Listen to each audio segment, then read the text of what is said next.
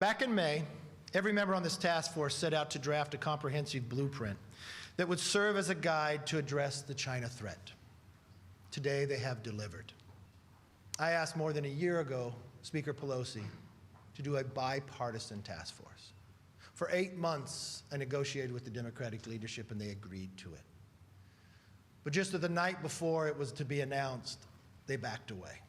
And one of my greatest pride in the China task force, more than 60% of all the ideas in here are bipartisan. The way the process worked through, the more than 100 individuals to come to brief, from President Obama's DHS Secretary Jay Johnson, to Secretary of State Mike Pompeo, to former Google CEO Eric Schmidt. It truly achieved something no Congress in history has done before. It is not only the most thorough report on China in the history of the House, it's bold, achievable, and bipartisan. It doesn't just lay out the challenges, it lays out the solutions in legislative form. 1/3 of these solutions have already either passed the House or the Senate. We need to make them become law.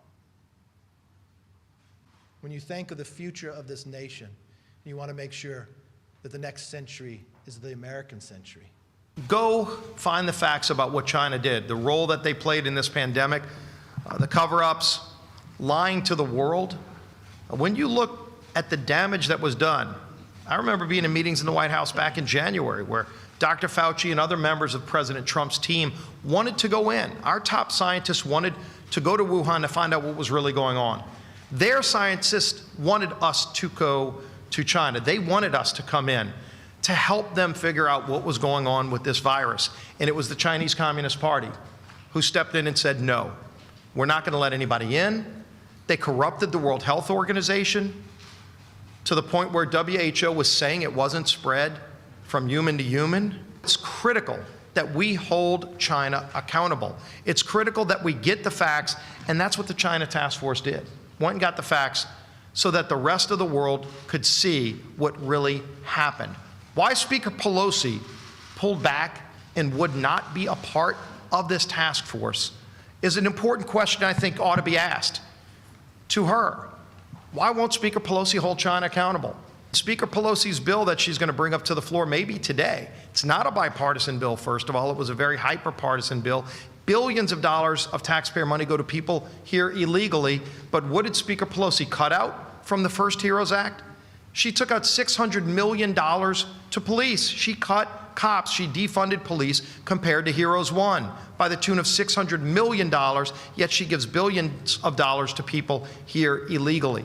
Congressman from Ohio has a really good bill that is very bipartisan that will help small businesses, taking the $138 billion remaining in the Paycheck Protection Program, letting our small businesses who are struggling go for a second round of funding that would be forgivable so that those small businesses that are dying on the vine will get a lifeline. Jamie Herrera Butler has a discharge petition to bring that bill to the floor. If it came to the floor today, it would pass with over 400 votes. But Speaker Pelosi won't bring that bill to the floor. We are now seeing Democrats, 23 Democrats signed on to a letter a few days ago to the Speaker saying, bring a bipartisan bill to the floor. HEROES is not, Steve Chabot's bill is. Let's help our small businesses before we go home so that they can stay afloat, so that they can keep those jobs from millions of families who are struggling right now, who can get back on their feet. In order for us to defeat the threat from China, we've got to work in a bipartisan fashion. So we call on Speaker Pelosi and the Democrats once again to stop putting their personal political interest ahead of the interest of the security of this country and join us in helping to put in place some of these recommendations. China is rapidly developing a military force that is capable of winning regional conflicts, and they are expanding their military footprint globally. We must modernize our nuclear triad. It's crucial to deterring the Chinese Communist Party. And we must also develop and field conventional capabilities that are critical to countering the Chinese Communist Party in the Indo-Pacific in particular. This includes ground-launched cruise and ballistic missiles. The People's Republic of China is now the leading theater-range missile power with both dual and conventional nuclear delivery capabilities. It is very important for everyone to note that we are in the midst of a battle between freedom and totalitarianism. The question we all face is whether the United States and our allies will set the rules of the road into the future, or whether the Chinese Communist Party and that authoritarian, totalitarian regime will set the rules of the road. The proposals that we have offered in this report recognize the gravity and the significance of this moment that we face, and if followed, these proposals will help ensure that freedom and the U.S.-led global order prevail.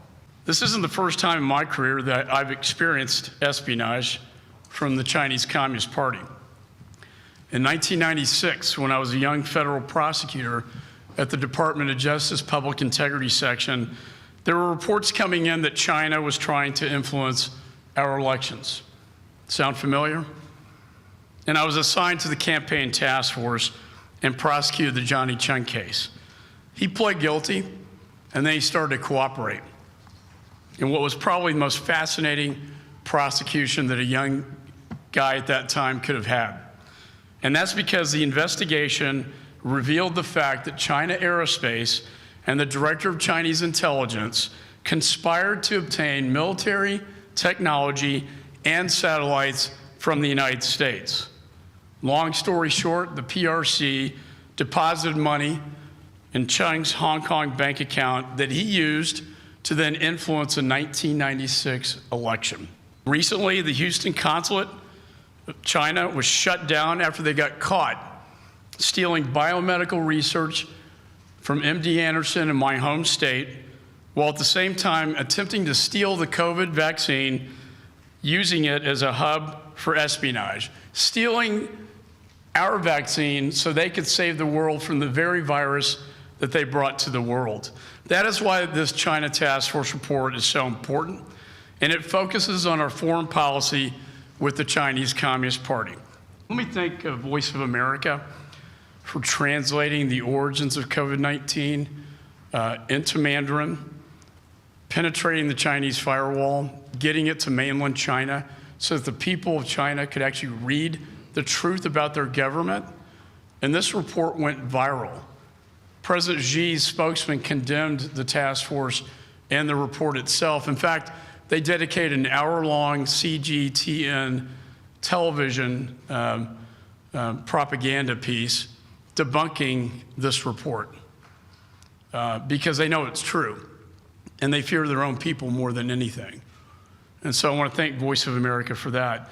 Yes, China can be a leverage on North Korea, but it's also important in this report we point out to support our allies in the region, and that is South Korea, who's under threat from China, and that is Hong Kong, who was invaded by China in violation of the UK-Sino Treaty, to Taiwan, where China parades its military, its warships, in the Taiwan Straits every day, to the South China Sea that threatens not only Taiwan, but Malaysia, the Philippines, and Vietnam.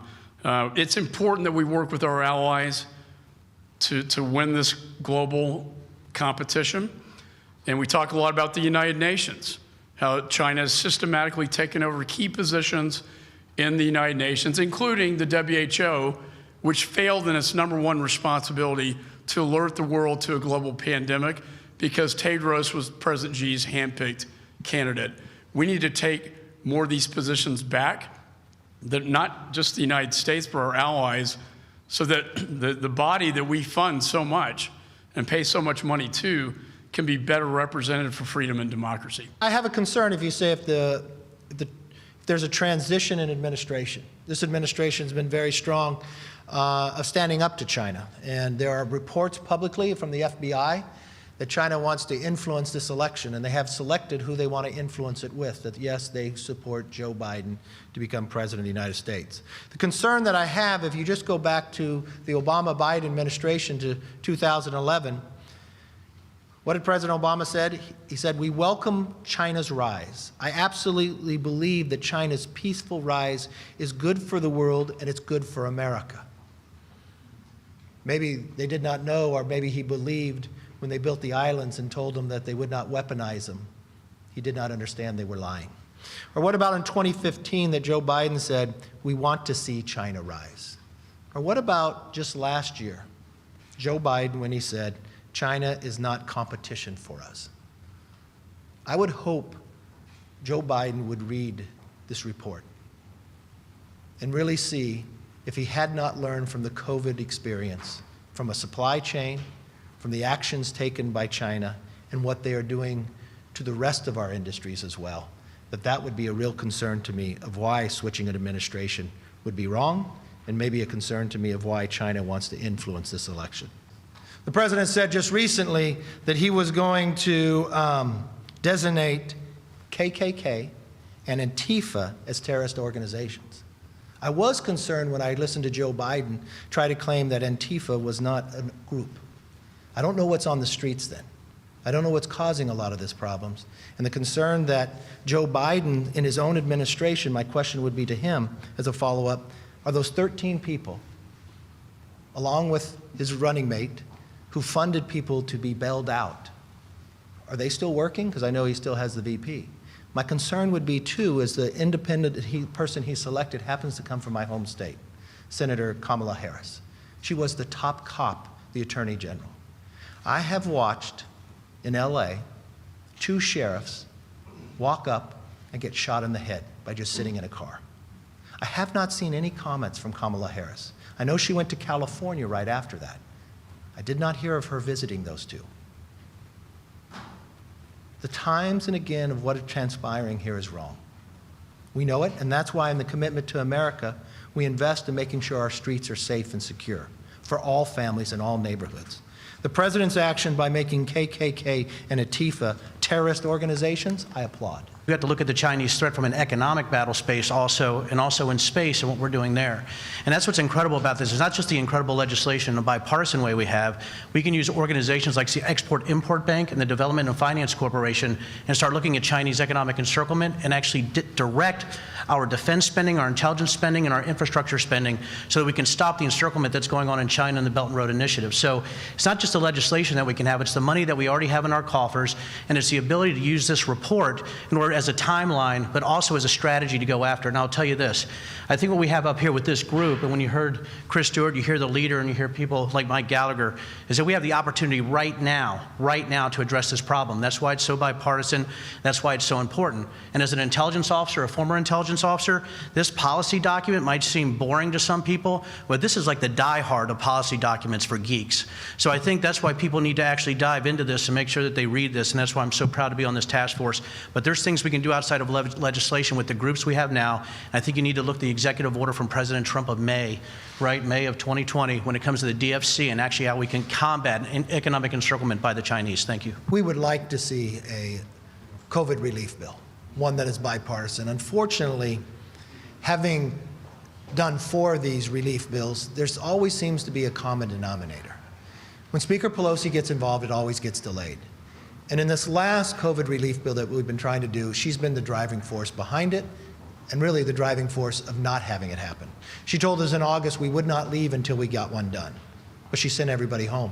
She called us back during August for an emergency of the post office. The House Republicans actually proposed the only ability that we have in an MTR to move forward on some COVID relief. The Democrats voted it down. Again, when we look at what Nancy Pelosi is proposing today, it's simply the HEROES Act that's already failed.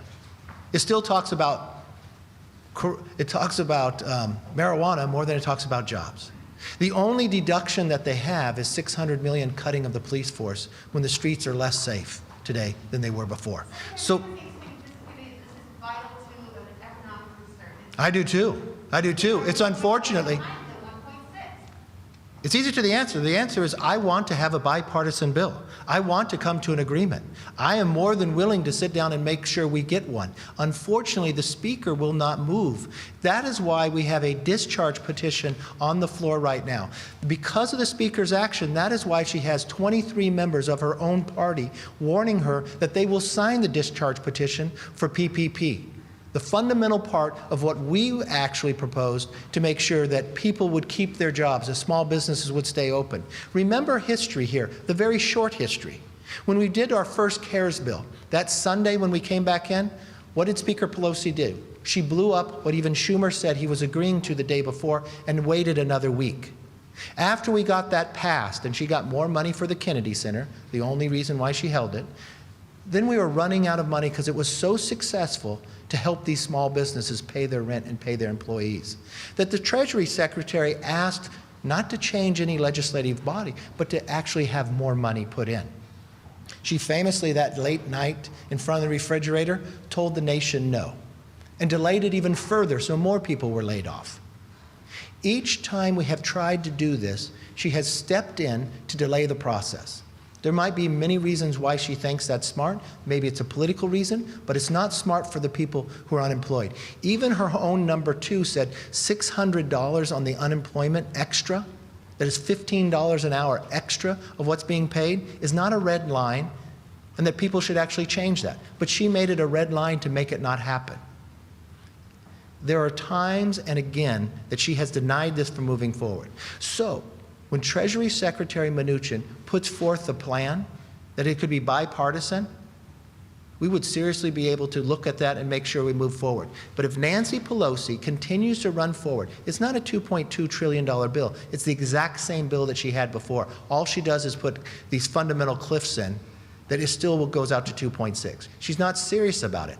That is why the American people are hurting. That is why 23 people of her own party are warning her that they'll go with the Republicans. The only measure we have, because she controls all, is a discharge petition so the American public can understand what that is. If 218 people are willing to sign a piece of paper to move a bill to the floor that Steve Chabot has put together, he was the architect of the PPP, he has reforms in there to help the small businesses, the same thing that we tried to move before. It's interesting in the continuing resolution that she would not put it on the floor in the normal sense that she went to having it on suspension. Why?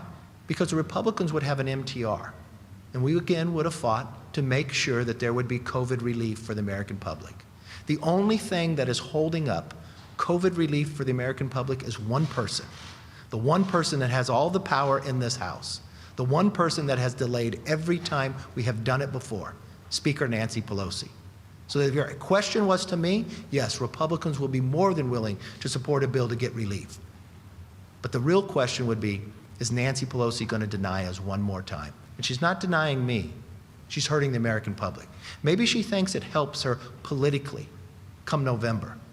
But I want her to look in the faces of the people that are laid off. I want her to look at the small businesses that have shut for good.